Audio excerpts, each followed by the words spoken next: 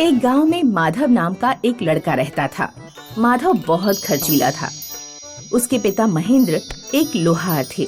वे दिन भर कड़ी मेहनत करके पैसे कमाते थे और माधव अपनी माँ से पैसे मांगकर उन्हें सिनेमा या खाने पीने की बेकार चीजों पर उड़ा देता। महेंद्र इस बात से परेशान रहता था कि माधव मेहनत और पैसों का महत्व बिल्कुल नहीं समझता है। माँ, मेरे लिए 2000 रुपए दे दो, मुझे अपनी नई पैंट शर्ट सिलवानी है। नहीं शांति, इसे रुपए मत देना। अभी पिछले महीने ही 3000 के कपड़े खरीदे हैं और अब फिर से एक और नई पैंट और शर्ट। आप उसे हमेशा क्यों डांटते रहते हैं? अरे अभी वो जवान है, इस उम्र में पैसे खर्च नहीं करेगा तो कब करेगा? ले बेटा, 2000 रुपए। तुम्हारे जरूरत से ज्यादा लाड़ प्यार ने ही उसे बिगाड़ा है। इस तरह उसे पैसे देती रहोगी तो वो मेहनत करके पैसे कमाने का महत्व कभी नहीं समझ पाएगा। अरे बड़ा होगा, आगे शादी वगैरह होगी तो खुद सुधर जाएगा। तुम क्यों उसकी इतनी चिंता करते हो? कुछ दिनों बाद जब माधव और बड़ा हो गया तो उसने पैसों के लिए अपनी माँ से भी पूछना बंद कर दिया। वह सीधे बक्से से रुपए निकाल लेता और जाकर उड़ा देता। महेंद्र अपनी दुकान बड़ी करने की सोच रहा था। उसने बिल्डर से भी बात कर ली थी। अब बस बिल्डर से मिलकर उसे पैसे देने की देरी थी। महेंद्र ने कुछ दिन पहले ही अपने पर्स में 20,000 रुपए रखे थे। वो पर्स लेकर बिल्डर से मिलने चला गया, पर्स के अंदर देखे बिना। महेंद्र ने पर्स खोला पैसे देने के लिए, पर उसमें सिर्फ 500 रुपए रखे थे। महेंद्र की आंखें खुली की खुली रह गईं। हे भगवान, मैं इस लड़के का क्या करूं?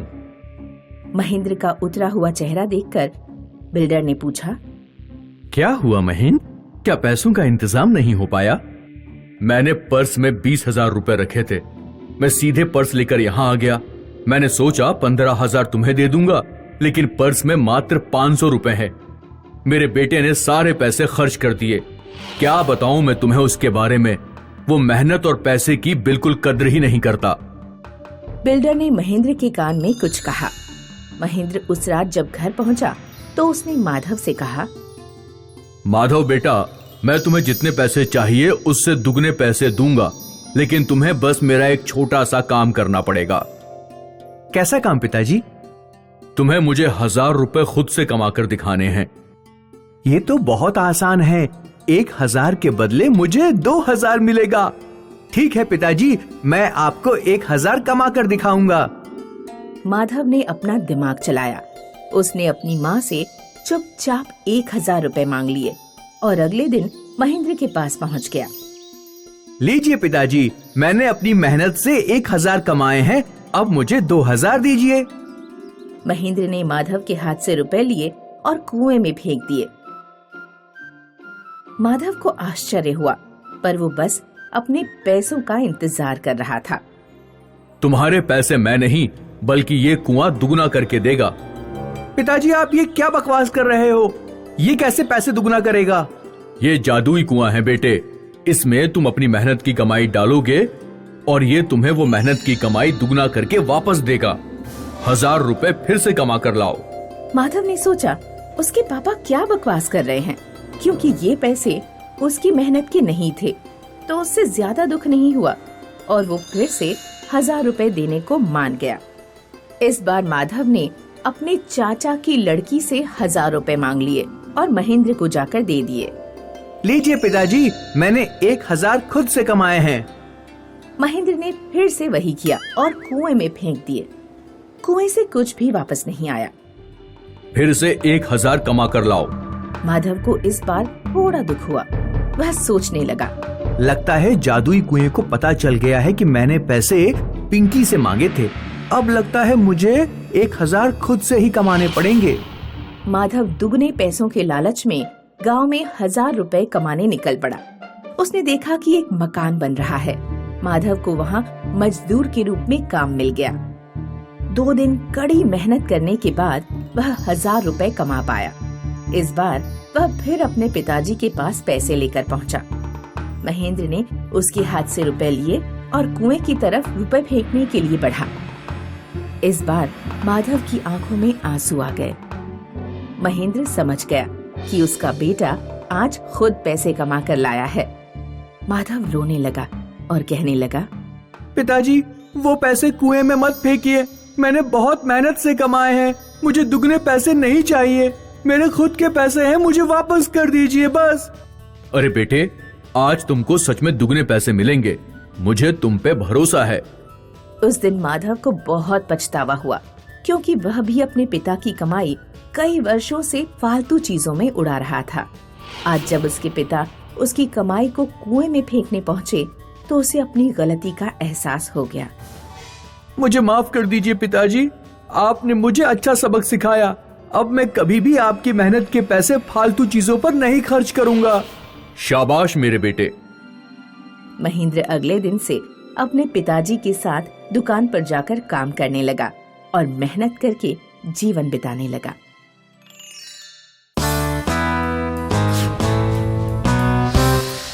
लाजपुर नाम का एक गांव था, जहां राकेश नाम का एक ऑमलेट बेचने वाला रहता था।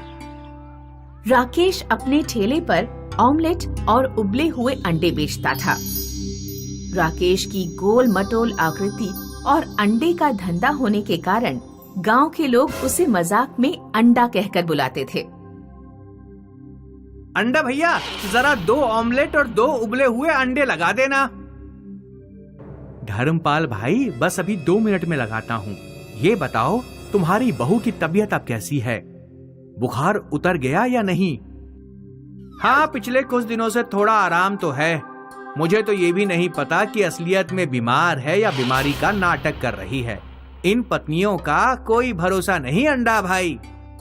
राकेश के मिलनसार व्यवहार के कारण लोग उसकी दुकान पर अंडे खाना पसंद करते थे। राकेश ठंडी के दिनों में अच्छी कमाई कर लेता था। रात में घर लौटने से पहले वह अपनी पत्नी के लिए एक विशेष ऑमलेट जरूर बनाता था।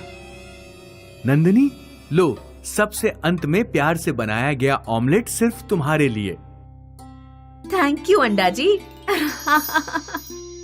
अब कम से कम तुम तो मेरे नाम का मजाक मत बनाओ। ज्यादा अमीर ना होते हुए भी राकेश खुशहाल जीवन बिताता था। राकेश के पड़ोस में पंकज नाम का एक चाट बेचने वाला रहता था। पंकज बहुत आलसी था। किसी दिन चाट का ठेला लगा लेता तो किसी दिन पड़ा पड़ा सोता रहता। उसकी पत्नी उसे लात मार मार कर जगाती थी। अरे ओ राजकुमार, उठ जाओ, आज घर में खाने को कुछ नहीं है। अगर मुझे पता होता कि तुम इतने आलसी हो तो कभी मैं तुमसे शादी नहीं करती।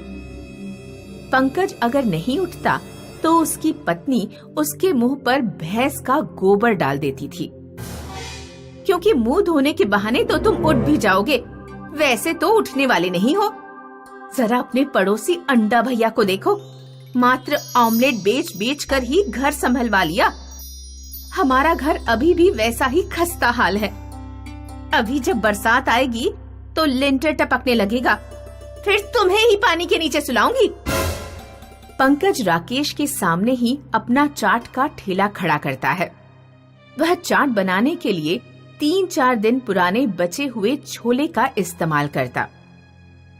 चाट में बहुत बुरी महक आ रही है। इसका स्वाद भी खट्टा लग रहा है। तुमने ही तो खट्टी खटाई डालने को कहा था। अब चाट खट्टी नहीं तो क्या मीठी लगेगी? मैं नहीं खा रहा इस चाट को। इससे अच्छा तो अंडा भैया की ऑमलेट खा लेता हूँ। पंकज के खराब माल और अकड़ू स्वभाव के कारण ग्राहक उसके ठेले पर रुकते ही नहीं थे। वे उसका ठेला छोड़कर राकेश की दुकान पर अंडे खाने चले जाते। एक रात पंकज जब घर पहुंचा तो उसकी पत्नी बोली, आज 2-4 रुपए कमाए या नहीं? मुझे पैसे दो, सब्जी लेकर आनी है। इतनी रात बीत गई और तुमने अभी तक खाना ही नहीं बनाया। मेरा लौटने का इंतजार कर रही हो।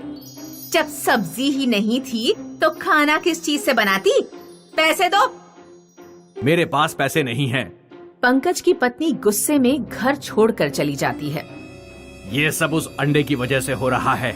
अगर वो मेरा पड़ोसी ना होता और मेरे सामने अपना ठेला ना लगा रहा होता तो ग्राहक मजबूरी में मेरी चाट खाते, चाहे मैं कितना भी पुराना माल इस्तेमाल करता। अंडे के धंधे का कचूमर निकालना पड़ेगा। एक रात जब राकेश और उसकी पत्नी शादी में गए हुए थे तो पंकज उनके घर में घुस गया। उसने राकेश के घर पर रखे सैकड़ों अंडे के ट्रे ठेले पर रखे और पूरा ठेला पहाड़ी पर ले जाकर सीधे खाई में फेंक दिया।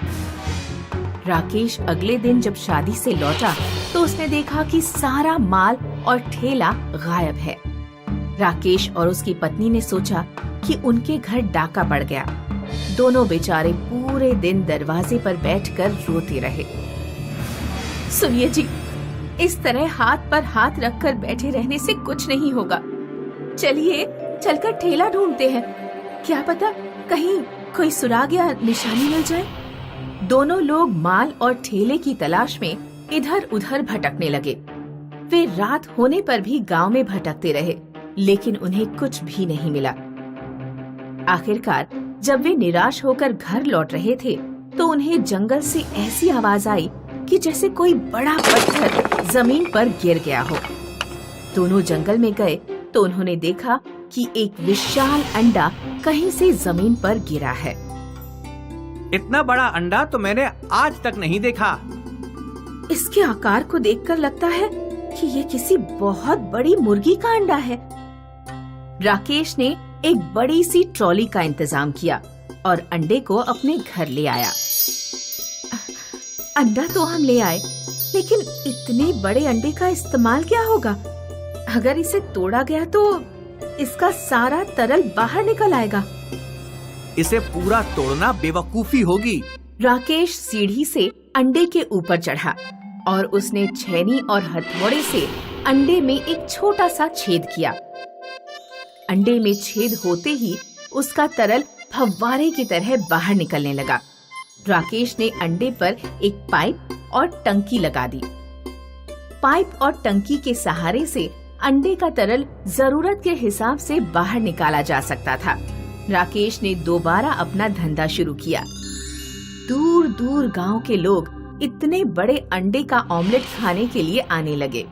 राकेश का मुनाफा पहले से भी 2 गुना हो गया।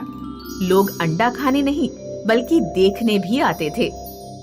उधर पंकज राकेश की बढ़ती कमाई देखकर जलकर राख हो जा रहा था। बड़ा अंडा, इसे भी खाई में फेंक दूंगा। राकेश और उसकी पत्नी सुबह अधियारे ही उठ जाते थे। एक दिन पंकज उनके घर कुछ सुबह सुबह पहुंच गया।